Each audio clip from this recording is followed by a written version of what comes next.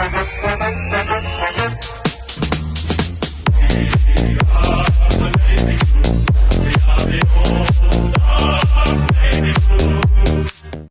one and all, and welcome to another episode of Baggers Chat. My name is Mitch Pattinson, and we're always joined by their big man, Ethan Daffy. And of course, today the vibes are high.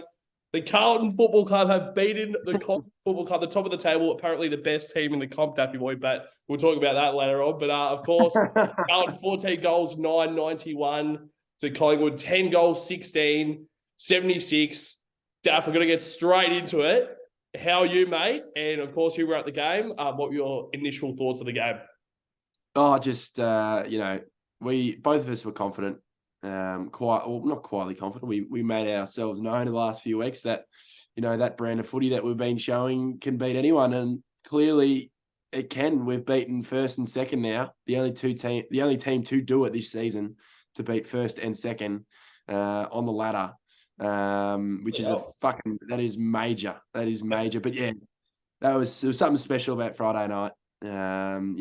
Obviously in any position we always talk about when we beat Collingwood, whether we're both fucking down the bottom or wherever, it's always that extra feeling. But I felt like Friday night was different. It was a different feel, that it was proper AFL football in terms of, two massive teams going pretty decent currently. Obviously, we're on the rise, and they're up top. Credit to them, but we just outplayed them from probably from after the first 8 minutes or 10 minutes of that first quarter, where it was looking a little bit worrying. But yeah, you seriously got to be proud of how they've turned things around. I've never been so proud of this team. You can look in the next 4 weeks, but where we are right now from where we were 6 weeks ago,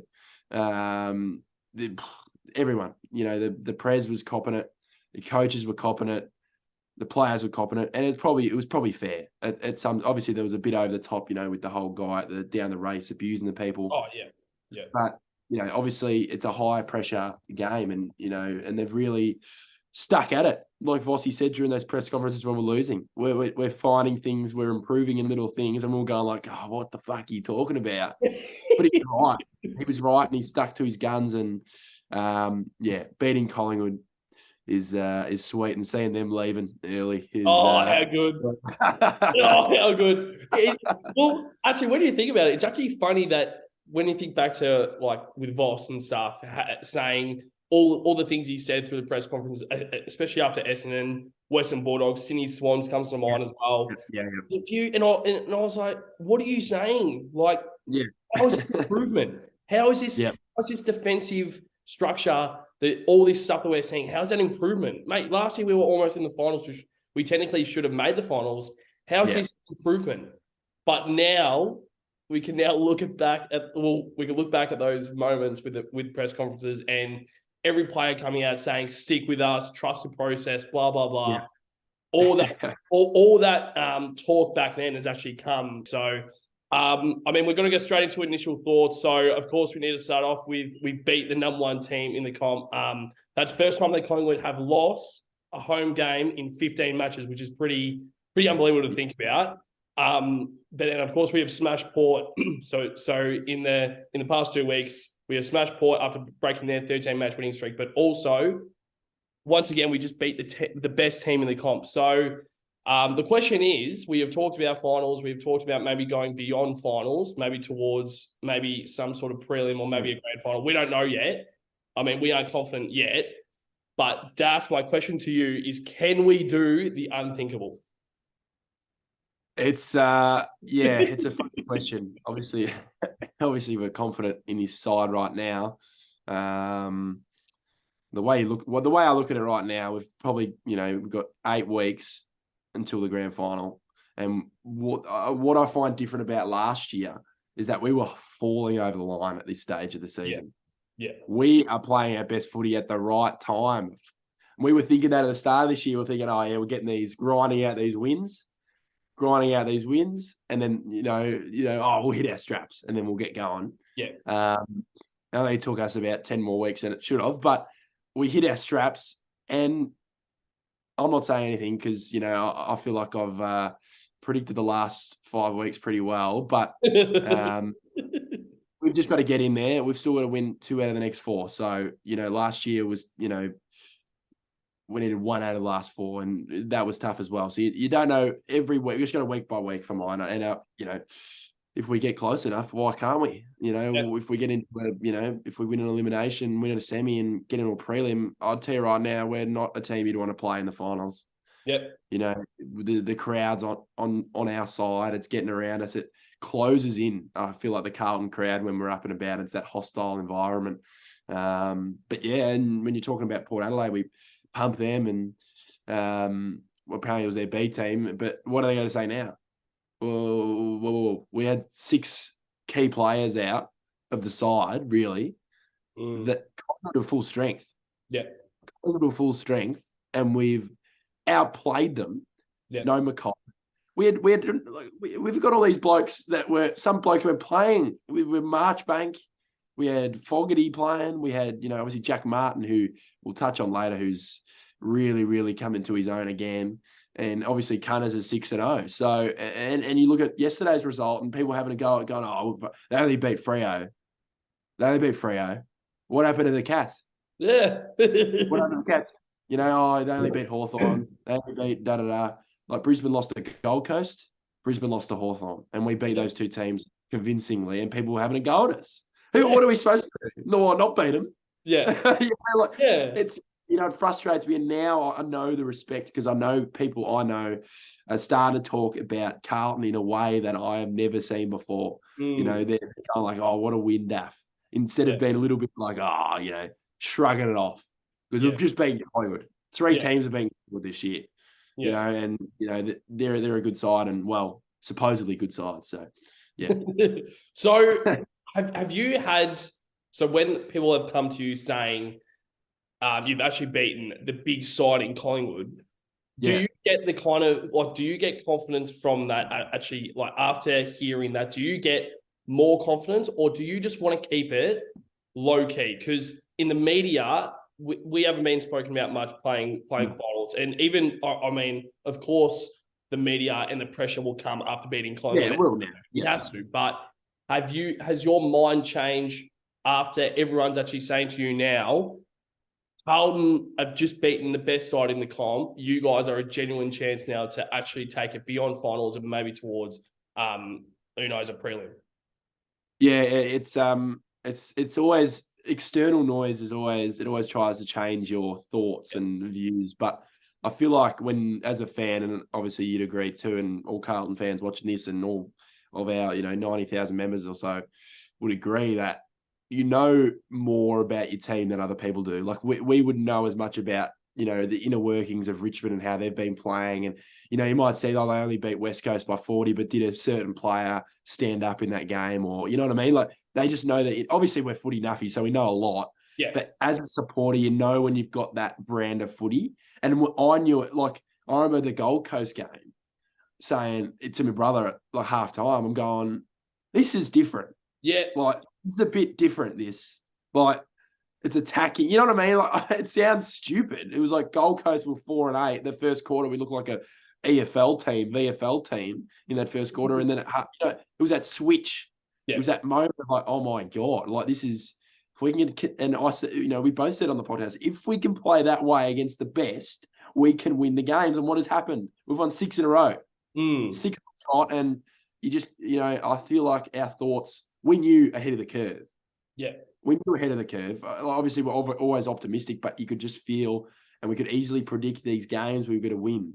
You knew we were going to knock off the Hawks. We didn't have that lingering thought, you know what I mean? Like there was no past Carlton where you can't trust. I can trust this game currently. And obviously we're going by week, and teams are going to throw everything at us now because they know that we're, a good side. And obviously, the Saints a little bit, next week we can touch on that a little bit, but they're up and down, and they might have their up week, and they might be up to the challenge. So, but yeah, external noise, I'm liking it because of the respect that we're finally getting, but we've had to earn that respect in the last 6 weeks. Yeah, spot on. I reckon I would pay any dollar I have to know what Michael Voss said at that quarter time huddle against the Gold Coast Suns. Because seriously, ever since that moment, they have just come out and they have played some fantastic football that we've kind of come to know. So, before we touch I guess before we touch on anything into the game sense, we just need to touch on a very quick negative, and it was probably the only negative out of the day. And of course, it was Adam Chera and his injury. It was stated that it was a hamstring tightness, but I know that Daffy Boy, you have some more, I guess, sources, I guess, because you were actually near the bench, so you actually saw ice on his hammy. Yep. So I'm just hoping that it's not overly serious, and maybe next week he doesn't really need to play against St Kilda, because you would rather have him, Walsh, come back against Melbourne. But I know that you have a little bit more news on this than I do, Daffy Boy. What were your thoughts on Chera's injury, and is it maybe a little bit more serious than first thought? Yeah, I hope it's not serious, touch wood. But I feel like it was a little bit precautionary too. I felt like, what was it, third quarter? I felt like, I saw them talking, Vossi and Chera, maybe the end of the second quarter.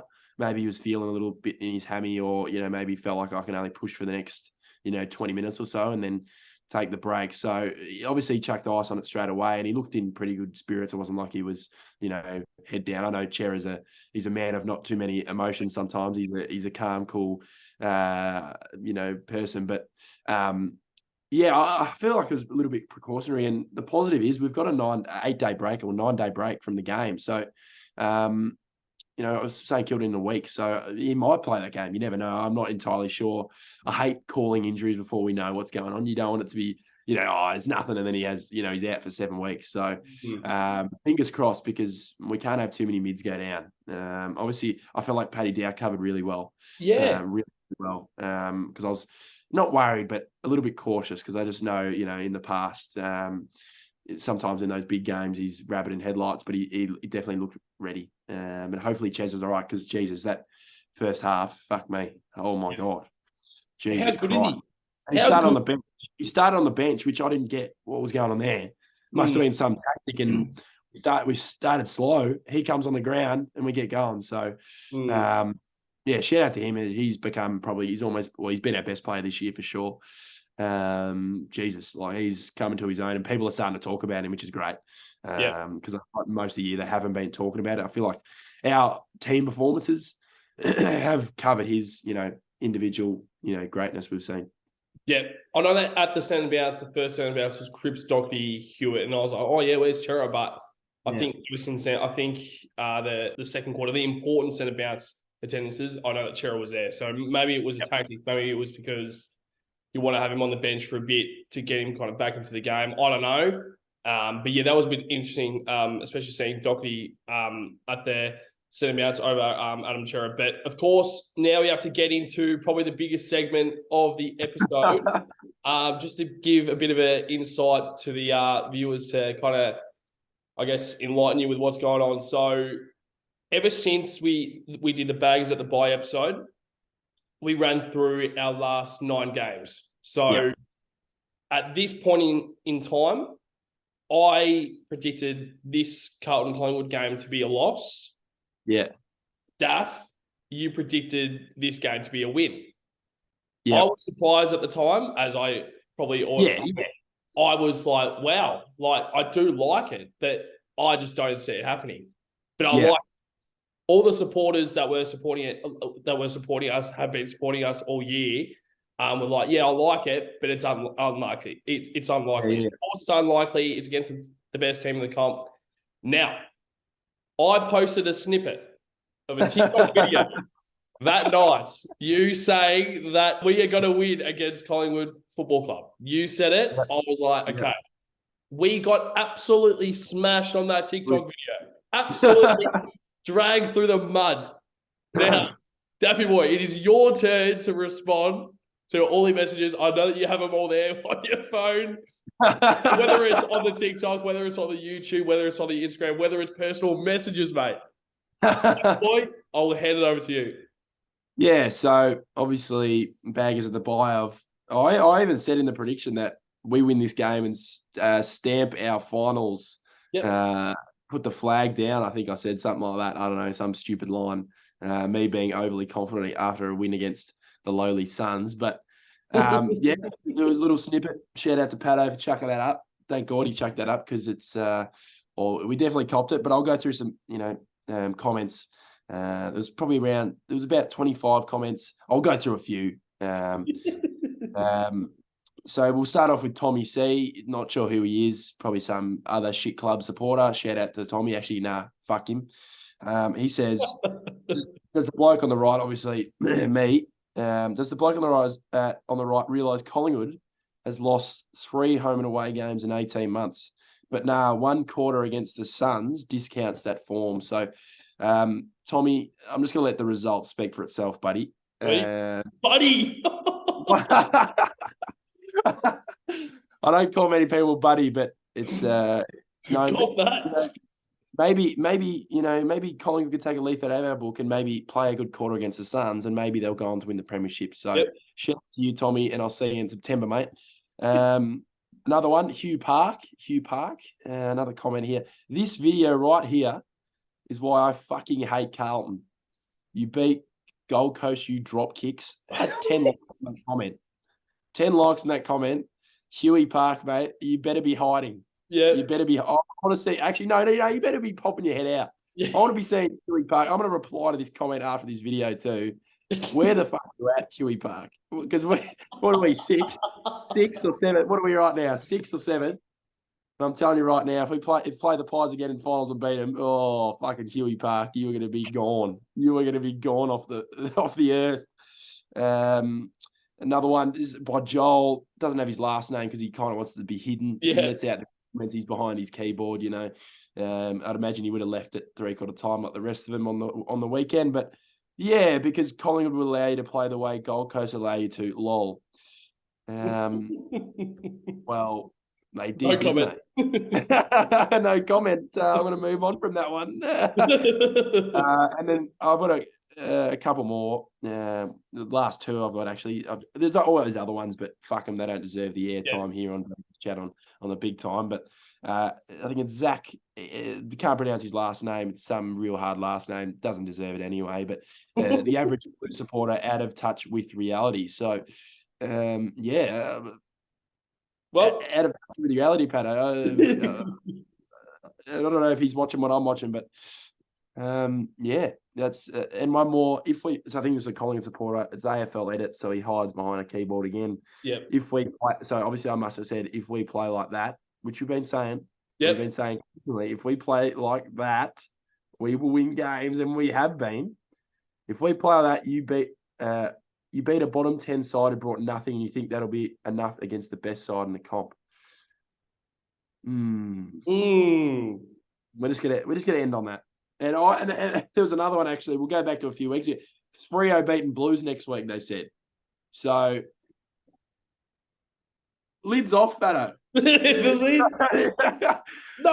this is what I don't understand.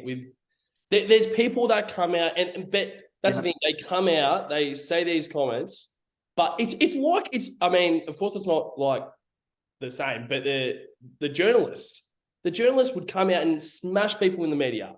They say, they respond, they then go quiet. It just annoys me because I know I'm quite careful with what I say, and if I do say something, I hold my head high and say, "Yep, I said it. I was wrong." Yeah. But I mean, if I'm going to say. That was a bloody good segment because that was something that we had to do. That was something that we were meaning to do if we were going to beat Collingwood. As soon as the game was done, I texted you saying, I can't wait for bloody review episode. So now we will get into, of course, the game side of things, saying that we 100% need to touch on because it's just absolutely fantastic what we saw on Friday night. But the one thing that I got out of that game, and I know that you're the same, Ducky Boy, is that we have exposed Collingwood's weakness. And it's very much like we have the exact same brand of football as they do. We play the exact same game style as they do.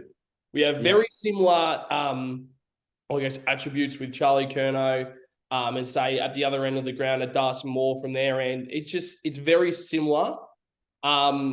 And I know the one thing that I got out of that, which Collingwood probably isn't as good as what we are, is the pressure, the unpredictability, and the multiple goal kickers. That's one thing I got out of. And of course, on Friday night, we didn't have many just because of Charlie Kerner kicking 6 and Jack Martin kicking 4. We had Jesse Motley as well transitioning through. The Chin Cotter, who has come out of nowhere, is fantastic. But I know that, and one more thing before we touch on anything else is, I mean, I know that we will touch on it later for the midfields, but Nick Newman was the only one who got over 25 touches. Yes. The only person who got over 25 touches in the game from Carlton, which is a fantastic sign. Yes. Right, that is one thing. And I think the second player was maybe Blake Acres, who got 23. But other than that, I think Cripps got 20. I think Hewitt got 19. Shearer got 20, or something like around that.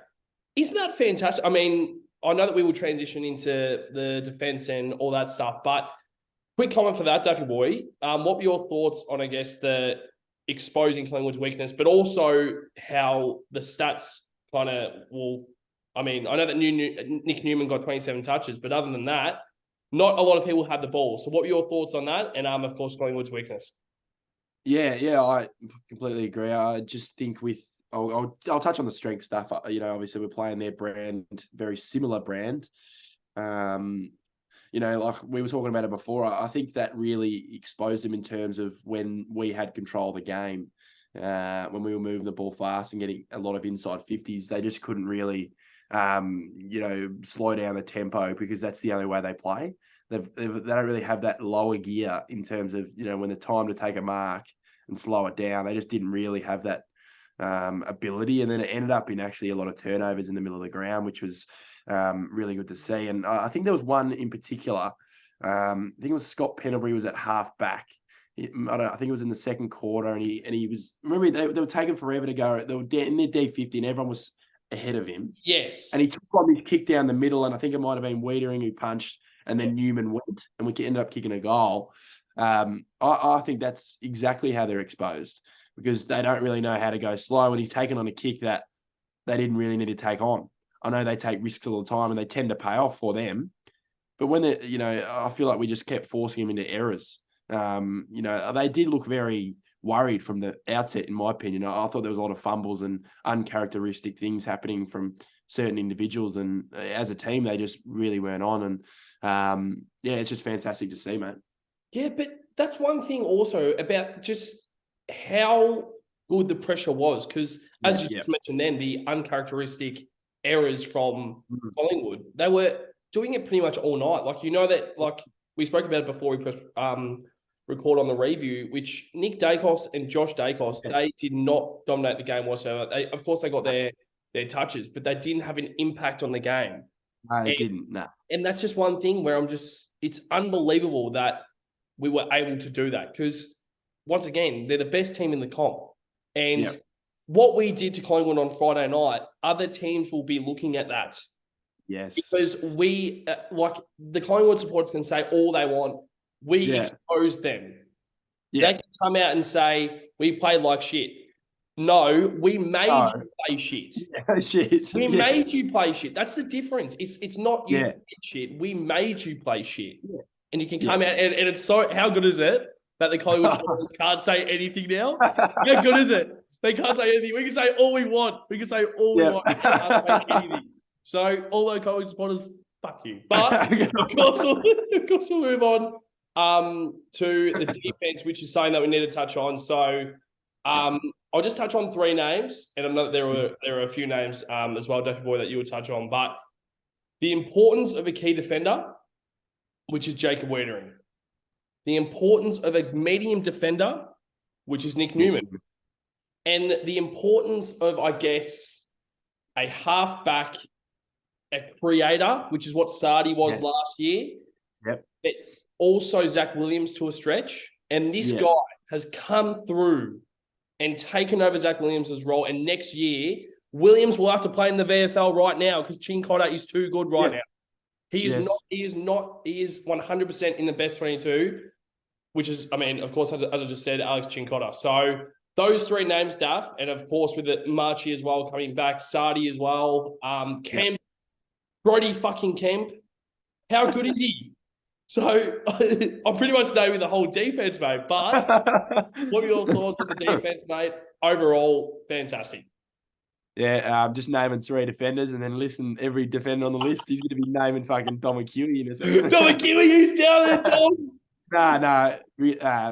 Based on those 3 names, obviously Weeders, I think he's really stacked his claim as the best key defender in the competition currently. I reckon him and Sam Taylor are probably the best key defenders. Obviously, Sam Taylor's been great for the Giants. This year he's probably the best this year. He's only played 11 games, so they might miss him out on All-Australian. But yeah, Wiedering, man. We might have talked about it in the preview, excuse me, about, him and Darcy Moore are so different. Yeah. We always said was Darcy Moore one-on-one. You can't compare Darcy Moore one-on-one to Wiedering. No. Wiedering was not beaten the other night. There was only a few times where McStay flew from the side, but it wasn't really his direct opponent. And Wiedering's form is just, it sets the tone back there, doesn't he? Obviously, I feel like Nick Newman's is set the tone as well down there. The way he's been playing the last, 8 weeks has been out of the best form he's been in his career, in my opinion. I think he's been very, very good. And obviously, Chincotta, fuck, he's, you know what I love? In the last few years, we haven't been able to pick up those VFL players who turn into really, really good AFL players. Some teams are really good at it. I feel like Richmond are good at it. They get rookies and they turn them into premiership players. Yeah. And I feel like when we knew that Chincotta had it in him, because, obviously he came second in the VFL BNF last year, the league BNF. He's just, he's just, what you're going to get out of him. He said shot that he had, I knew he was going to kick it. Yeah. I knew he was going to kick it. He's a footballer that does his thing, does his role. Won't be talked about. We know what he brings, but he won't be talked about on the outside. And people are like, who the fuck is this guy? And he's killing it. What is he? He's played, I think, 13 games this season now, and he's really starting to get his AFL experience going. And what is he? 26 years old, perfect time, perfect age. And you can't ask for much more. But relating to Nick Newman, it was quite funny when I think Mason Cox gave away the free kick on Charlie Curnow in the Ruck contest up forward, and Nick Newman was they'll run it back to their position, and Nick Newman, he's a bit of a chirper. He loves the chirp, I reckon. And he was saying something to Cox, and Cox was, pretending like, oh, who the fuck are you? Da da da. Like looking at his number, going, oh, who are you, mate? Da da da. And I just laugh at that because Cox had 3 touches and he had 2. And so, and he's probably on half the cash you were on Mason. So, shout out to Newey because he's 30 now? He's playing some career best footy. Yeah, well, it's just a credit to Nick Newman because it's one player that we have to touch on because we always speak about how underrated he is because he's never talked about in the media sense. I even said to you through the week, yes, Nick, All Australian. And I think top 3 BNF. Yeah, he'll be up there. BNF. There's always that one guy you go, oh, he's in the top 3. Wow, like you know what I mean? Like I feel like BNF rate the inner, the underrated players more. I feel like other awards like Brown, even All Australians, is a lot of popularity in my opinion. The names they go, they look at certain names like Cripps, Curnow. But I feel like with BNFs, I think you're right. I think you'd be in the All Australian top 40 maybe. Definitely the squad in my opinion. Wow. But it'll be interesting. We rate him highly. We know what he brings. Like with the Chincotta Pato, we've got these, people that we can throw out at half back and do a job. Nick Newman, at the start of the season did a job on Toby Green, who now is looking like he's going to be the All Australian captain. So, in 4 weeks' time, we know who's going to play on Toby Green. Yeah. That the trust. It's the trust, Pato, that we have in his team, and it's just fantastic. It's really we fucking deserve this. We fucking deserve a team we trust. Trust, not like an up, down, up, down, up, down. A consistent pattern of winning. Yeah, spot on. Okay, so just before we move on to the midfield conversation, I've got one more question for you, and it's about the defense, and it's one man in particular, and it's Jacob Wiedering. So, of course, he's the vice captain. Of course, he's pretty much the captain down there in the defensive half. You talk there about All-Australian, about maybe Nick Newman being in the squad. I expect Witters to be in the squad, but it's quite hard because he hasn't really had the best start to the season. But the past probably his first half was crap. His second half was good. So my question to you is right now in this point in time, you touched there about Sam Taylor. There's been really no one else who's really, I mean, probably Darcy Moore, of course, but would you put Jacob Wiedering in there as the All-Australian fullback? Obviously being biased, I think yes. But for me, I think what will hurt his chances was that patch of form he did have. And I think the patch of form Carlton had too. I think a lot of the All-Australian players, obviously they have in lower teams as well, but a lot of them are in good teams and good systems. But yeah, for sure, I think he's fucking way better than Darcy Moore, in my opinion, as a defender. I think they're different, like we said. I don't think you can compare them. And people try to compare them like, fuck, Weeders is fucking, seriously. Can we just fucking talk about that? Fuck. Darcy Moore, one-on-one on the week. Did he fucking win a one-on-one? No. Stop. And they whinge about free kicks. Well, stop holding him. Like, it's like, on that, he can't defend one-on-one. And we said in the preview, force him one-on-one. Do not kick it in the air. Do not kick it in the air when he can just fly over the top and one of his teammates can just like scraggle with Curnow. You know what I mean? Like, he always makes his teammates do the fucking hard part of physical and he always flies over and, he's the hero. Yeah. He's the fucking hero. But he gives away 6 goals on the weekend and 4 free kicks. Yeah. All his fault. All of it. It's like, a few of them might have been, soft ones. But, as a defender, you can't be doing that. And, back on Weeders, I think he definitely can be All-Australian. But knowing the league and the lack of love they have for Carlton, I think he will miss out, unfortunately. It's a very good conversation to actually touch on about Darcy Moore, and because I know at the first quarter I was like, yes, I know they're doing this all Darcy Moore kicking it long and Darcy Moore taking a mark at the back, as you said. Jeremy Howe or someone or like they're doing the hard work. They're doing the hard work trying to keep Curnow down, and then Moore comes out, and then the contact like Moore, what a defender! But you kind of touch on about when it's one-on-one. I don't know if he has ever won a one-on-one contest, Daffy Boy. Maybe it was against maybe like a Jesse Motlop who's about maybe 5 foot tall. But it's actually a really good point because you touched on it in the preview episode. You said that in one-on-one that he's not great. He's not a great defender. And it's at the end of the day, the All-Australian selectors probably have to look at if you're a good defender.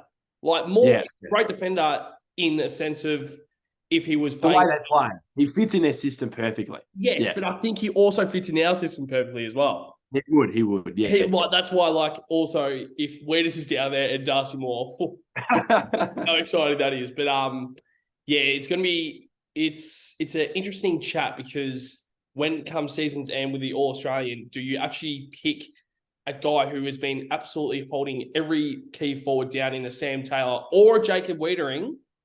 Or do you actually pick pretty much a lock in Darcy Moore, who's a really good leader as well? But now we'll just touch on the midfield conversation. It's probably not there. Well, overall, it's a good contest because of how many clearance they got, of how many contested ball they got, but they didn't dominate in the stats-wise in disposals, which is good. That's a good thing. If they're not dominating disposals, because it shows that when we're actually getting the ball, we are using it effectively. We're kicking 91 points on quite a low-scoring sort of night, it seemed. But overall, what were your thoughts on the midfield, Daffy Boy, and in particular, a guy like Blake Acres, but one name before I transition to you, Ollie fucking Hollands. Yeah, I'll quickly touch on those two and then I'll just talk about the midfield as a whole. But yeah, I think with Ollie, I think, what is he, 19? And I think the one moment in the game where he did that spoil down back and then he ran 150 metres and bullets the pass to Martin. And I was pretty happy that Martin got around him after the goal too, knowing that, that was his hard work that set up that fucking goal. And I think as a whole, every player's getting around the little things. It's about getting around the little things in all sport. You know what I mean? There's nothing better when your team's clicking, there's a smother and there's 6 blokes getting around you, high five, and people go, oh, what are you high fiving about? But those little fucking things, they get the other team a bit going like, oh, fuck, they're on.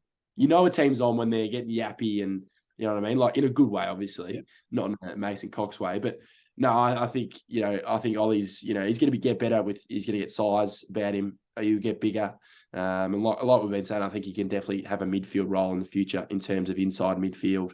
Because I think he's got some about him, Ollie. He's got that. He's going to be a good player. He's going to be a good player, and I'll just leave it there because I think he's really good. But Akers, he's a fourth round pick. We got him for or something like that. What's that? You may as well give us we'll give you a bag of chips for that, mate. Because seriously, Dacos, the first half, Josh Dacos particularly, I thought he had a terrible game, Josh Dacos. He was on our wing a lot, and I was watching him a lot, and there was no impact going on, and I felt like it had a lot to do with Blake Acres. And I think Acres is different. His size. He's a winger, and he's tall, and he's got like actual size about him that he doesn't get pushed off the ball. He can cause a lot of mismatches as well.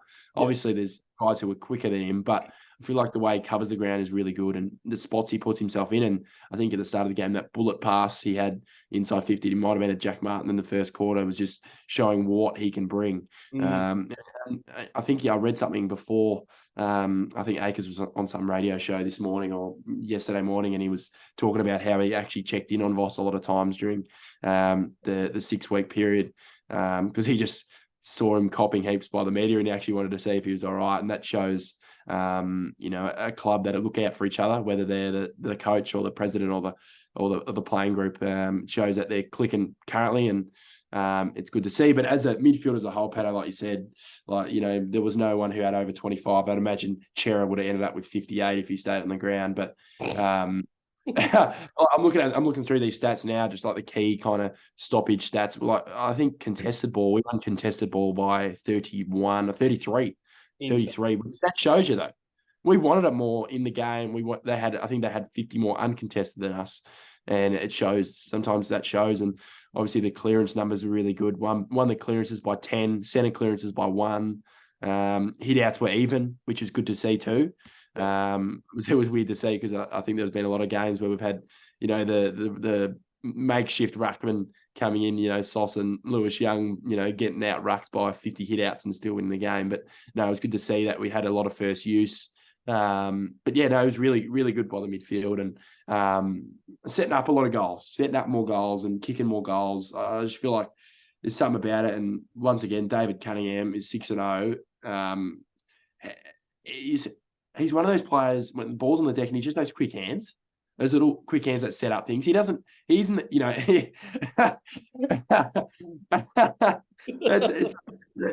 makes you feel certain ways, the Cunners. The Cunners.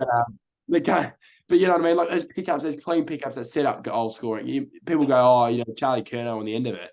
But the 50-50 balls that he wins most of the time is just crazy. Quick hands, they go, and he's just silky as, doesn't make many mistakes, takes his marks, kicks his goals. Like that's all you want out of a mid forward. And Fogg does his thing as well. Obviously, he massive tackle on Crisp in that second quarter, which was big. And yeah, midfield's looking good, and we've still got fucking Walshy and fucking oh my god, Kennedy's not playing. We'll just unleash them for the fucking qualifying final when we sneak into fourth.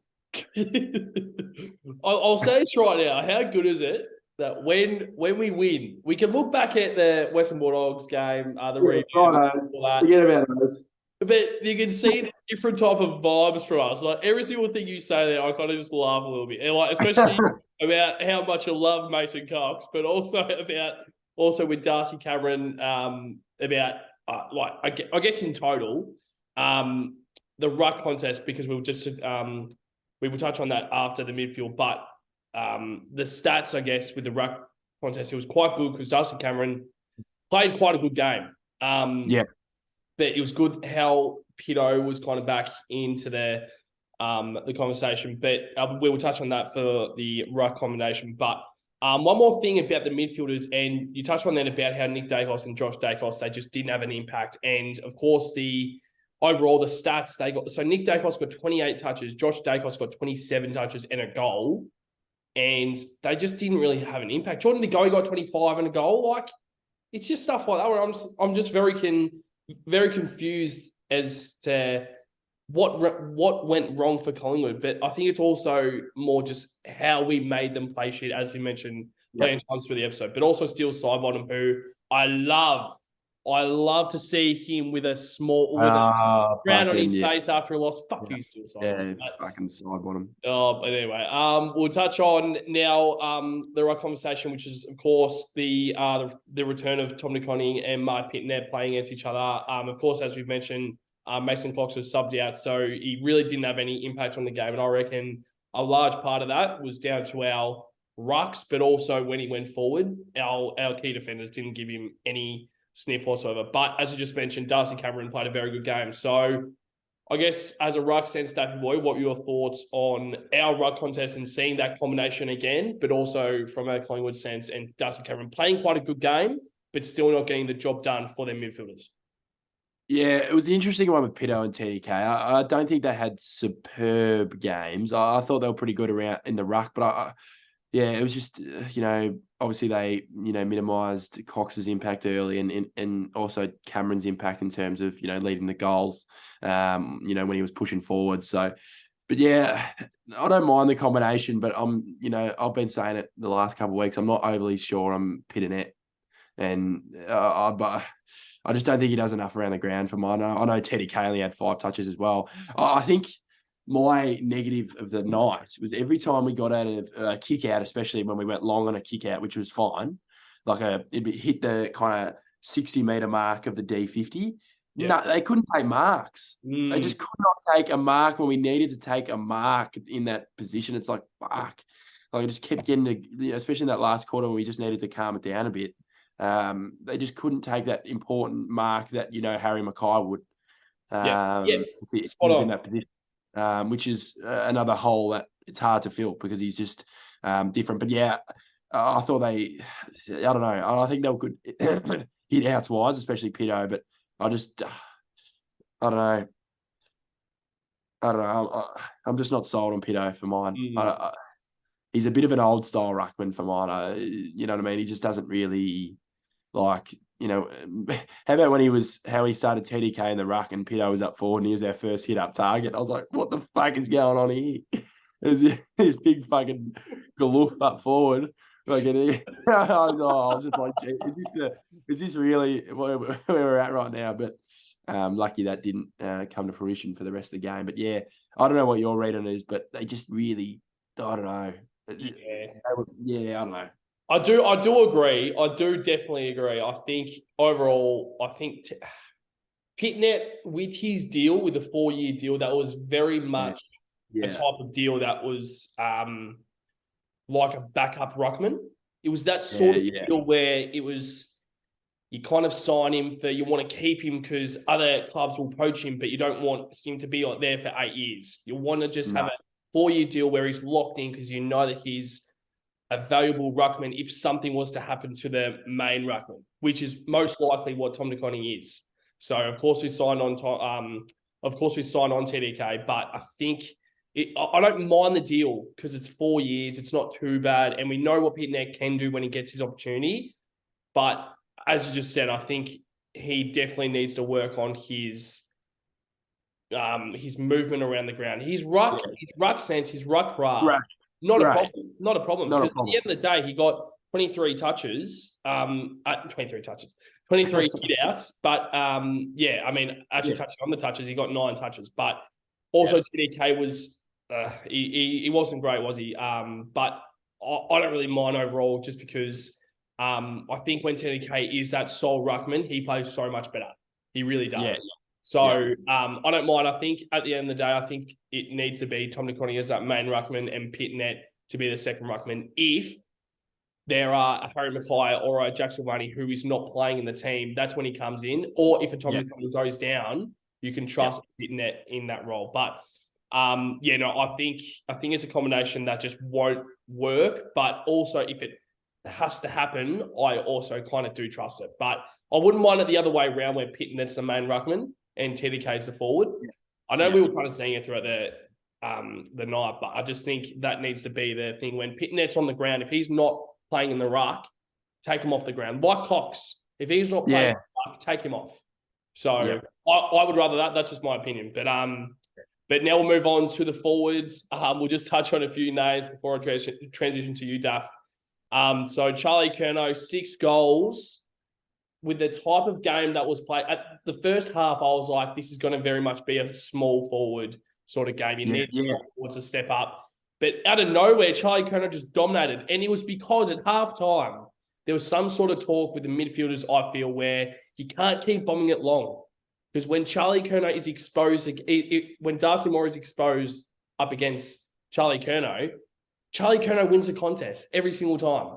So if it's a one-on-one, getting into Charlie Curnow v. Darcy Moore, because Charlie is going to win it. If not, he's going to get a free kick because Darcy Moore shits himself every single time he comes in against Charlie Curnow. But that's just the Charlie Curnow effect, because you don't want to give him the time of day. But Matt always is an absolute lock for mine. I don't know about you, Daffy Boy. This is just my notes that I've written down, but he's an absolute lock for the best 22. That jumper punch. And when he looked at Jeremy Howe, I know that there's a photo posted on social media. Make sure to check that out.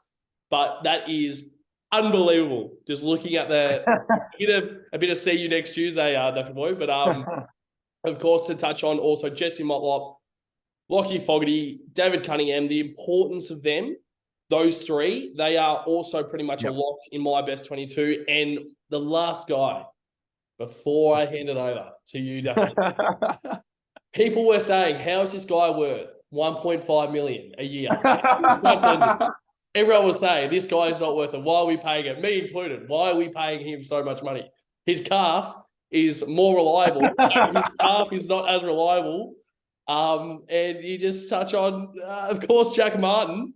How good is he, Daff? How good is this man? At the end of the day, I think now he's on like 300,000 a year, which is unbelievable. Yeah, because of course the front end of contract. But Daff, what were your thoughts on all those names? But in particular, Charlie Curnow and Jack Martin. Oh my God! Yeah, I'm just going to go straight down the list here. Obviously, Charlie Curnow. I agree. I thought it was a very small forwards game earlier. I thought he wasn't struggling, but he just hadn't had that impact yet. But Jesus Christ. He's I was watching a few highlights just before we hopped on here, but that extra fucking raw and he kicks a fucking goal. That snap down the Collingwood end. He's on the ground, his hands are up, and they pan the camera. They pan the camera of the crowd, and that crowd, it was like if you go to the 2008 game against Collingwood and Fev's kicking those goals, it's like that. It's like that. It's you know what I mean? It's like he's a superstar. He's a really, as a person, I think he's a really good person. You know, every interview he has, he never talks about himself. I know that's always the cliche, but it's genuine it's genuine that he loves his teammates, and obviously people don't realise he's going to win. Obviously, might win the Coleman. He's Tex kicked 7 last night, which is a little bit annoying, but fair fuck, good on him. But like he's 6 ahead currently, Charlie. So hopefully he does end up winning it. But he's already kicked more than last year. I think he's got 67 goals. I think currently, I think he kicked 64 last year. So that's definitely back-to-back years of that after missing 2 years of footy through ACLs and all his knee troubles. Like seriously, it's a credit to him, and the game he played was phenomenal. Forcing free kicks. He was forcing them the way he was playing. Darcy just kept tugging and pulling. So, and obviously, like you said, Matt always, you know. I've got a question actually. Like with his best 22. Sorry to cut you off, but with him, my one question is: do you see him in the best 22 when everyone is fit? I think so. Yeah. I don't think he's he's on a superstar player that has the talent of Charlie Curnow, but I think he gets the most out of himself. And I think he's a type of guy who follows the fucking system. You know what I mean? Like, I feel like even when we were playing a bit scrappy at the start of the year, he was kicking goals. And how many times did he get out the back on the other night? He just kept getting out the back. It was just really good to see. We're getting easy goals, Pato. Like I've said it every single review, that fucking Essendon game when we were sitting there, we can't get easy goals. We're popping them from 80. Remember, they were just kicking it from 60, hoping it goes in, and we'll kick 1 out of 10. And people go, why are we 3 goals, 13? Well, that's the fucking reason why, because you're taking shots from 60. We're getting easy goals on the weekend. Yeah. You know what I mean? So,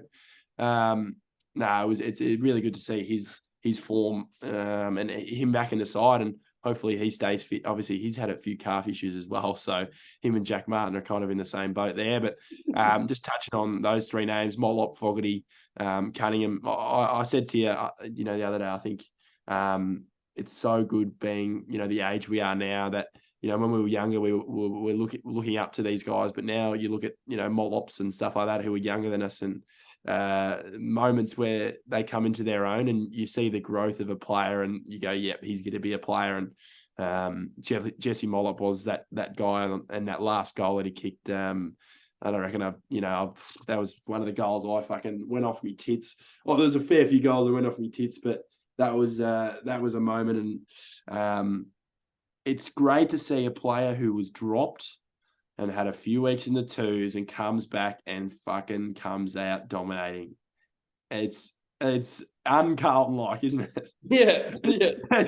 Sometimes, we were forced sometimes to play blokes who were not even in form in the twos. So it's good, fantastic to see. And obviously Fog and Cunners, they do their thing. We know what they do. They bring that spark and energy around the forward line. And when the ball hits the deck, we know who's going to be there. And that last point is becoming one of my favourite players, Jack Martin. When he's up and about, he's that proper footballer. And geez, he was flying for his marks, and it's great. He's confident in his body again. He's confident in his body. Obviously, last week he missed, but I reckon that was more. I think that was more a rest. I reckon. Yeah. They said, calf, but I reckon it was more of a rest, which was good to see. And he came out and didn't miss a beat. Kicked 4 against the Pies, and he's just another player that we have in the toolkit that we can just bring out. He's a finals player, Jack Martin.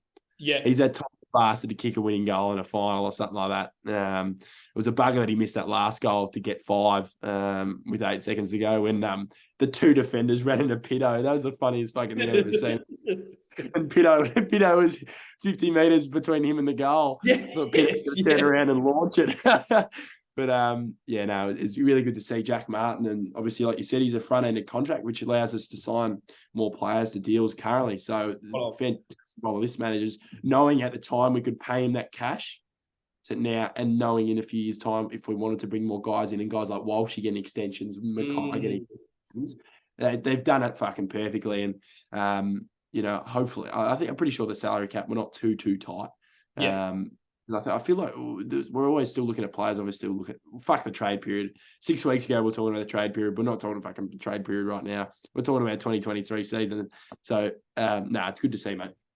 Yep, spot on. Very well said about all those points. I'll just kind of transition back to Charlie Curnow and your question about how many goals he's kicked. I think you said 67. So of course, Charlie Curnow right now is on 67 goals. Taylor Walker is on 61. So they're probably 2 of the chances. The next one's Toby Green at 49. So I think it's either going to be Charlie Curnow or Taylor Walker who's going to be their common medalist. But I think one more thing before we transition to our last segment, which is best on ground. I think you said very well there about Charlie Curnow and his humbleness. And you could see that after the game when he got that medal, when he touched on guys like George Hewitt and his 150th, Callum Marchbank and his return, he didn't care about their medal.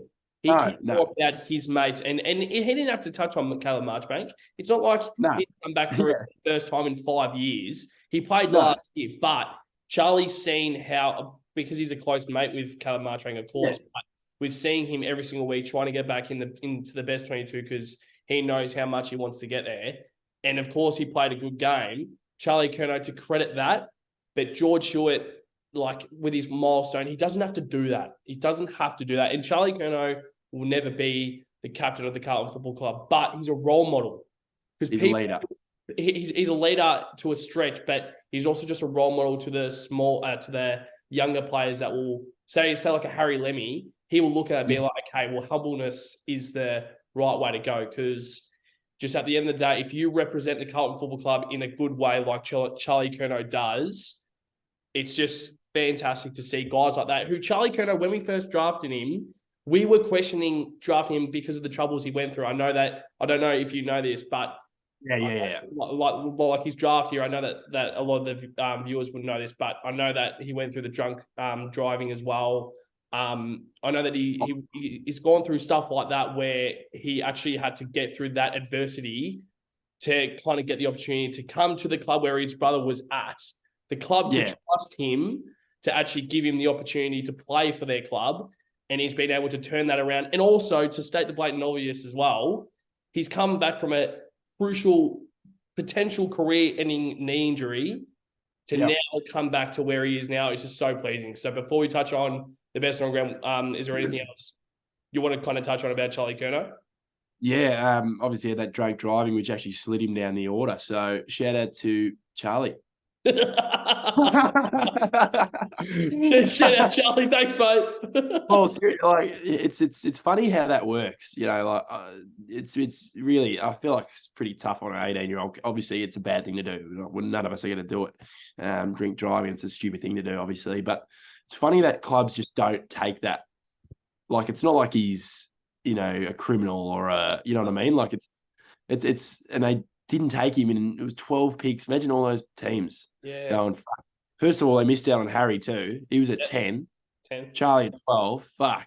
Like, it's 2 forwards for the future in one fucking couple of minutes of picks. So, yeah, shout out to Charlie, and it's really, really good to see. And saw Harry in the rooms after on the song when they were singing the song, and he looked like he was in pretty good spirits, the big fella. So he's just warming up his left peg for September footy. And one more name that we haven't really touched on throughout the episode, I think it's kind of fair just because he's not playing, but also Jack Silvani was the first person to greet the players. How good is that?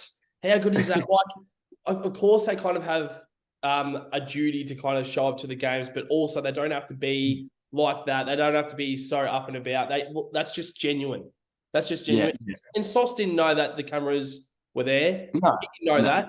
So, it's just, and that's actually another conversation about Silvani if he's going to be at the club next year. But I think, he will be as well. I 100% will be. I 100% think he will be. But okay, well, last segment, best on ground, Dapper Boy. There's of course a lot of names that could be the best on ground. But in your eyes, who is the best on ground against Collingwood? Yeah, there's a lot of names, but I think the man of the hour, we were just talking about him, I think it's Charlie Curnow. Yeah. It's the best forward in the league. He's the best in the but fuck, seriously, 6 goals against the top of the ladder team. Like, people were having a go at him for getting goals against West Coast and saying he kicks goals against the low team. So he's still kicking goals against the low teams, meaning Collingwood.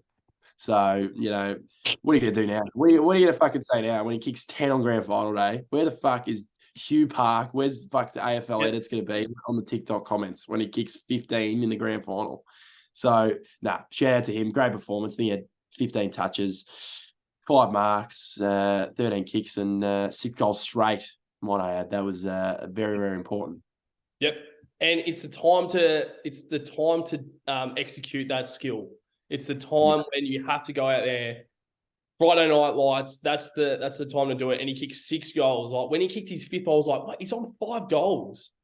Again, like 5, it's just but I think to a stretch you have to kind of say Charlie Curnow, but I'm gonna say a different name. And it's Jack fucking Martin. Jack Martin for me. To a stretch, and he kicked 4 goals, he had a lot of the footy. But he was around everything that happened. It didn't matter if he was giving away 100-meter penalties, mate. Oh, what the fuck was that? Yeah, that was stupid. But like, just doing stuff like that. But also, he loves knocking people over. Like, even if a Maynard was coming at him, he wouldn't be scared, mate. He'd just be like, he has an awe about him, but he also just has a presence about him that just wants you just love to love him. But also, he wants to go out there and represent his club, but also represent himself in a way to make sure that at the end of the day, he's representing his family proud. He's doing all that. Like, of course, he has a young kid, all that. he's representing, because I think that's also matured him as well. It's just fantastic that all these players are now really starting to come into their own. And like, to touch on a few of the young players, Brody Camp, Motlop, all these players, Ollie Hollands, like, dude, this is insane to actually think about. And Ollie Hollands, who is in his first year, I guess, playing the way that he did on the Friday night lights against the best team in the comp, it's pretty insane to do that. But of course, that's the final segment of the review episode. I know today we were a little bit more up and about. I think I'm still a little bit rattled because I don't know how to kind of react, act, I guess, after beating Collingwood, because you don't see it often. But at the end of the day, I think it's pretty insane what we kind of produced on Friday night to kind of expose Collingwood, but also, more importantly, to focus on us, what this means for us. The supporters going to get, if they're not already back on board, they're going to be back on board. But also, it's just insane that now we can actually see the 2023 is back to life, and we can actually see some sort of light at the end of the tunnel that knows that light at the end of the tunnel at the end of 2023. It might be, I'm dreaming big, but it might be a premiership. So, of course, that is the last segment of the episode. That's the last thing that we'll touch on. But Daffy Boy, before the episode is done, do you want to touch on anything else? Nah, mate. I'm pretty happy and pretty satisfied with that episode. Obviously, got the Saints next week, so like I said, we're just going to take it week by week. We can't get too ahead of ourselves. I think that's what's been good about the side in the last 6 weeks. We haven't been ahead of ourselves, whether we're versing West Coast or Collingwood. Both the same, aren't they? Really? Yep. They are. West Coast Collingwood, just get them done. But it's really good, mate. And it's much easier to do a review episode, isn't it? Fucking hell. Those weeks where we're losing, it was becoming we could have just stuck the same review every single week and just said the same shit. So, but we got through that somehow. I'm not sure how, but we got through it, and we're getting some rewards finally. Fuck. Yep. Actually, well said, because I know that there are a lot of supporters out there that have just stuck thin with the Carlton Football Club. They have produced some shit football, but people like us are kind of just looking at it and being like, we know how good they can be. So we know at the end of the day, if they produce this sort of football, this is the one. And if they can just keep doing that and believe, that's how they can actually go out there and execute that skill. But well said, David Boy. I know it's an absolute pleasure doing a podcast with you every single week, and especially after a review like that, a win like that, it's much better. But to make sure to all the viewers out there and also the listeners on our podcast platforms, make sure to like and subscribe on all of our channels, and make sure to also leave a comment of your thoughts of the game. But it's an absolute great time right now to be a Carlton supporter. Daff, absolute pleasure being on a podcast with you, mate. And to all the blue baggers out there, the baggers!